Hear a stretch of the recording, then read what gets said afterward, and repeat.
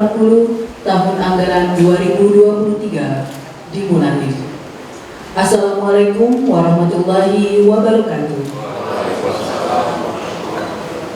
Selamat sore, salam sejahtera bagi kita semua. Om Swastiastu, Namo Buddhaya, salam kebajikan.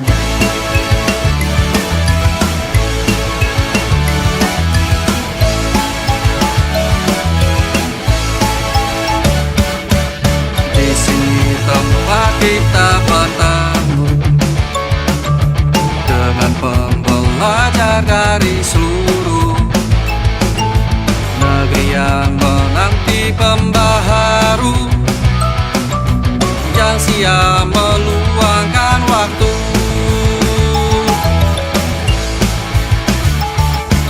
Dan tenaga untuk dedikasi, inovasi yang tiada henti. Oleh Koordinator Bidang Program Pusat Pengembangan Pelatihan Teknis dan Kepemimpinan, kepada Bapak Drata Iswandi, disilahkan. Assalamualaikum warahmatullahi wabarakatuh. Selamat sore, salam sejahtera bagi kita semua. Yang saya hormati Kepala BPSDM Hukum dan HAM, dalam hal ini diwakili Kepala Pusat Pengembangan Teknis dan Kepemimpinan. 28 orang peserta dinyatakan lulus dengan rincian kualifikasi sebagai berikut.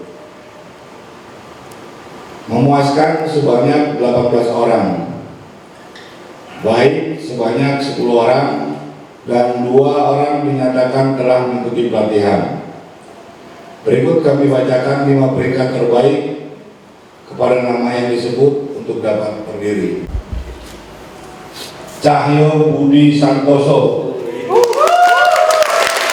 mendapat penghargaan pada Subandi. Berdiri saja Pak. Peringkat keempat, Marli Daniel Olopalulian dari Kejaksaan Negeri Lampung Selatan. Peringkat ketiga, Harfa Sinar Al-Atmaji, Balai Masyarakatan kelas 2 Jakarta.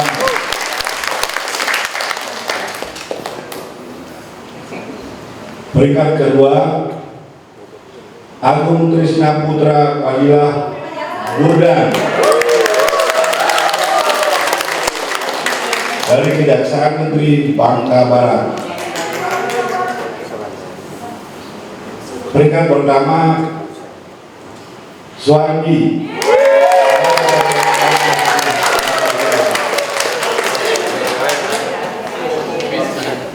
ya.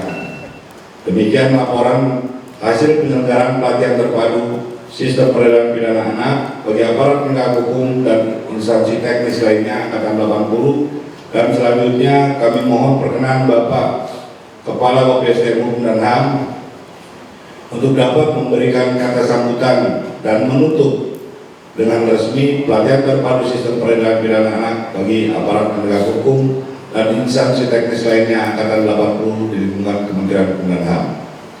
Wabillahi taufiq wal hidayah. Wassalamualaikum warahmatullahi wabarakatuh. Selanjutnya, kesan dan pesan dari perwakilan peserta kepada Bapak Marli Daniel Olopalulian dari Kejaksaan Negeri Lampung Selatan, disilahkan. Assalamualaikum warahmatullahi wabarakatuh. Selamat sore, shalom, salam sejahtera untuk kita semua. Namo Buddhaya, salam kebajikan.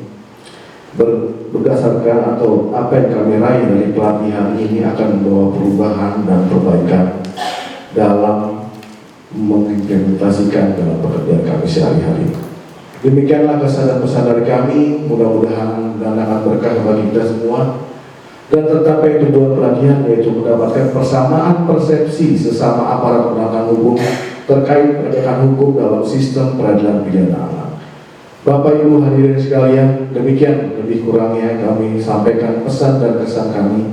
Kami mohon dimaafkan apabila masih terdapat kekurangan dari kami peserta terpadu SPPA Angkatan 80 tahun 2023. Terima kasih. Wassalamualaikum warahmatullahi wabarakatuh.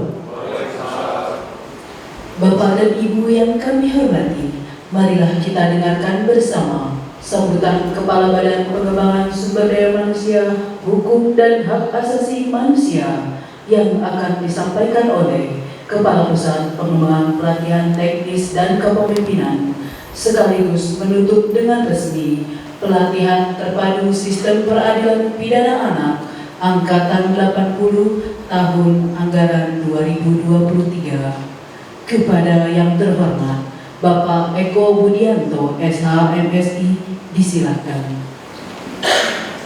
Bismillahirrahmanirrahim. Assalamualaikum warahmatullahi wabarakatuh.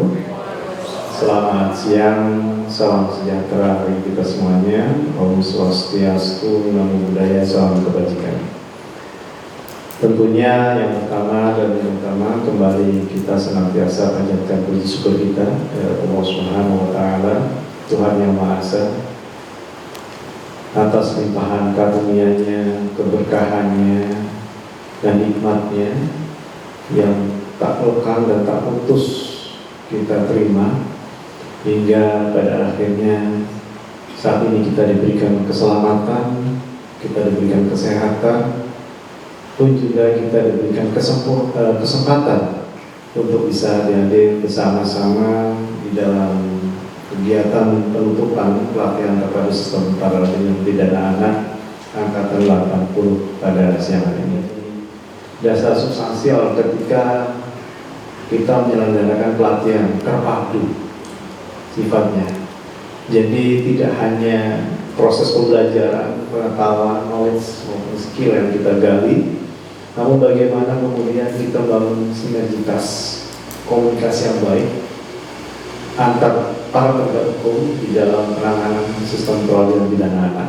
Ini yang menjadi penting. Maka dari itu sebenarnya konsep dasar di dalam pelatihan terpadu SPPA ini kita mengklasterkan, yaitu per wilayah, karena agar koordinasi ketika Bapak Ibu semuanya para alumnus SPPA kembali ke daerah masing-masing itu bisa saling sinergi komunikasinya dari pihak kepolisian, kejaksaan, kalau sama-sama alumnus SPPA. Bahkan harapannya kalau kemudian sama-sama satu angkatan, komunikasinya bahkan lebih enak gitu, dengan penegak hukum yang lain, para dari MA atau pengadilan, bahkan kemudian dari juga pradi advokat yang bisa berkomunikasi dengan baik. Karena tujuan dari salah satu tujuan pelaksanaan pelatihan terpadu itu adalah bagaimana kemudian kita membangun satu persepsi yang sama di dalam pelaksanaan sistem peradilan pidana. Walaupun mekanisme itu tidak mudah, karena apa? Kita punya peran fungsi yang tentu kita sadari berbeda-beda. Seorang penyidik posisinya tentu berbeda dengan penuntut juga yang beracara juga berbeda. Bahkan kemudian nanti dari Bampas maupun dari pihak pemasyarakatan juga berbeda. Bahkan nanti pun juga dalam perspektif dari advokat tidak berbeda gitu. Namun perbedaan itu yang kemudian kita coba samakan persepsinya. Kalaupun berbeda, bagaimana mencari solusi yang terbaik dalam pelaksanaan diversi bagi anak yang berhadapan dengan hukum. Itu kuncinya sebenarnya. Jadi komunikasi yang non formal di sini harusnya bisa terjalin, walaupun waktunya cuma 15 hari.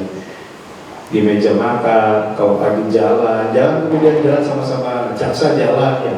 Saya maksudnya jaksa jalan sama Pak Polisi gitu, sama hakim keliling-keliling gitu kan, sambil ngobrol di daerah saya kasus anak seperti ini, di daerah Bapak Ibu seperti apa itu.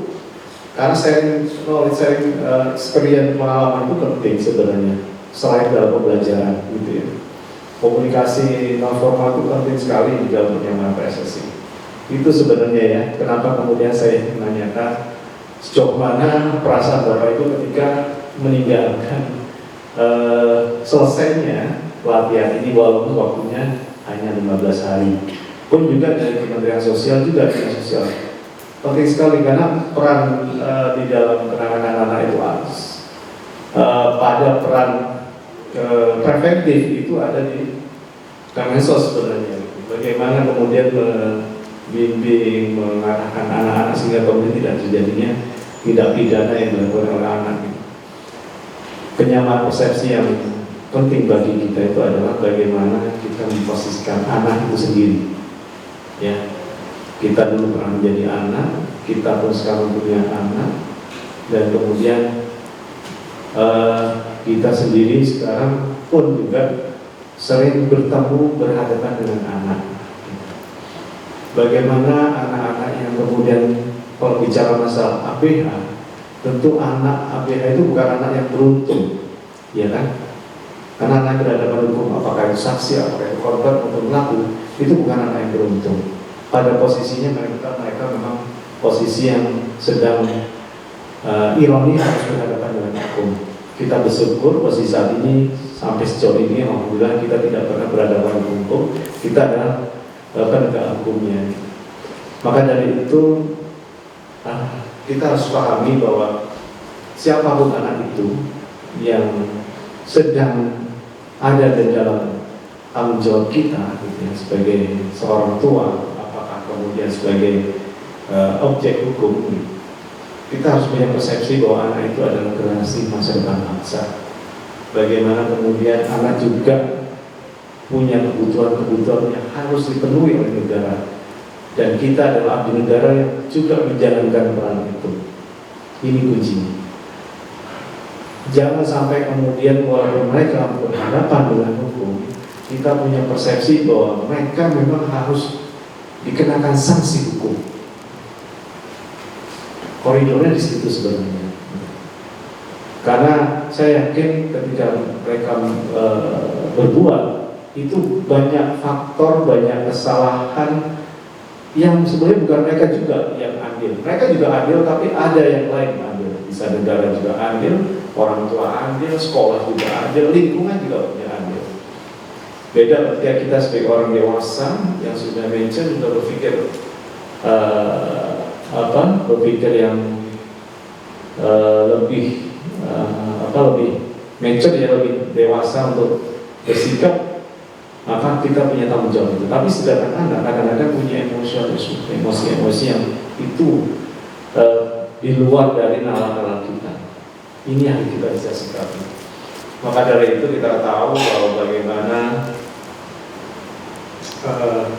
di dalam pelaksanaan SPPA ini tetap semuanya mengedepankan prinsip-prinsip perlindungan kepada anak non-diskriminasi. Bagaimana kemudian SPPA ini memberikan satu solusi kepentingan terbaik bagi anak, kelangsungan hidup dan tumbuh kembang, serta bagaimana menghargai partisipasi anak, itu menjadi kunci. Selain daripada itu, kita juga harus tahu perlindungan terhadap anak mencakup kepentingan yang berhubungan dengan kesejahteraan anak. Anak itu masa depan bagi bangsa. Ini kuncinya. Generasi penerus setelah kita, mungkin generasi alpha gitu ya, nantinya anak-anak yang di bawah 18 tahun gitu kan. Perlindungan anak yang berhadapan dengan hukum merupakan tanggung jawab bagi kita semua sebagai para hukum. Tidak hanya anak sebagai pelaku, namun juga mencakup anak sebagai saksi maupun korban. Peran negara, khususnya dalam hal ini aparat penegak hukum, perlu hadir total untuk lebih memperhatikan perlindungan terhadap anak. Penegakan hukum harus tegas untuk mencegah terjadinya kasus yang berulang. Bapak Ibu sekalian yang berbahagia, di dalam pelaksanaan pelatihan terpadu SPPA ini yang tadi saya sampaikan selama 15 hari dengan metode klasikal, tentunya pelatihan ini berhasil tidaknya suatu pelatihan bukan hanya dilihat dari output, tapi juga outcome. Bagaimana Bapak Ibu sekalian, para alumni pelatihan ini dapat mengaplikasikan dan mengamalkan ilmu yang Bapak Ibu semua dapat di dalam pelaksanaan tugas Bapak Ibu sehari-hari sesuai dengan kompetensi dan pelaksanaan fungsi masing-masing. Pelatihan ini hanya sebagian kecil dari salah satu berupaya untuk meningkatkan kompetensi Bapak Ibu semuanya, dan yang lebih penting adalah bagaimana ilmu yang Bapak Ibu sekalian peroleh dapat diimplementasikan dalam pelaksanaan tugas. Selain daripada itu, kita juga berharap seperti yang saya sampaikan tadi, bagaimana sinergitas, komunikasi, koordinasi antara para peserta sebagai alumni SPPA terus berjalan dalam menegakkan hukum dan memberikan pelayanan terbaik bagi masyarakat. Akhirul kalam, dengan mengucapkan Alhamdulillahirabbil alamin, pelatihan terpadu sistem peradilan pidana anak metode klasikal angkatan ke-80 tahun anggaran 2023 yang diselenggarakan oleh Pusbangla Tektim, dengan ini secara resmi saya nyatakan ditutup.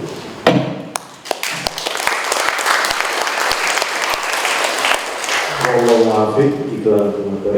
Wabillahi taufiq wal hidayah. Assalamualaikum warahmatullahi wabarakatuh.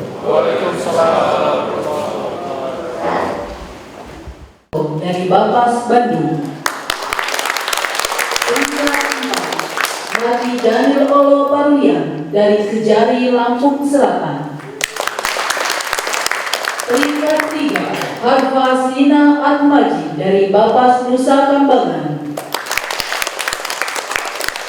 Peringkat 2, Agung Trisna Putra dari Kejari Bangka Belitung Barat. Peringkat pertama, Suwandi dari Bapas Pangkal Pinang. Berkenan Kepala BPSDM, Kepala Pusat Pengembangan Pelatihan Teknis dan Kepemimpinan untuk melepaskan tanda peserta serta memberikan piagam penghargaan.